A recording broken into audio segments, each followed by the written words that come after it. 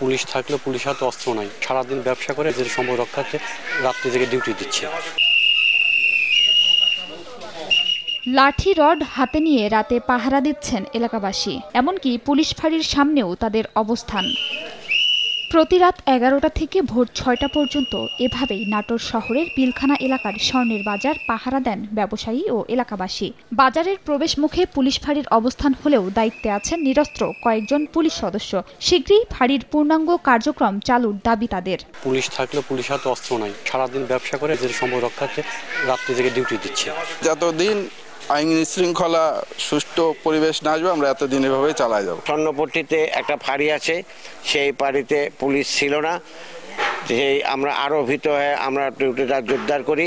আমরা আমাদের এই এলাকার এবং প্রতিষ্ঠানগুলোর জন্য আমরা প্রশাসনের নিকট পূর্ণ নিরাপত্তা দাবি করছি। আপাতত স্বল্প পরিসরে কার্যক্রম শুরু করছি, ঠিক আছে, চলতেছে। হ্যাঁ, আর ব্যবসায়ীদের সাথে আছি, কোনো ধরনের কোনো দুর্ঘটনা না ঘটে এই জন্য।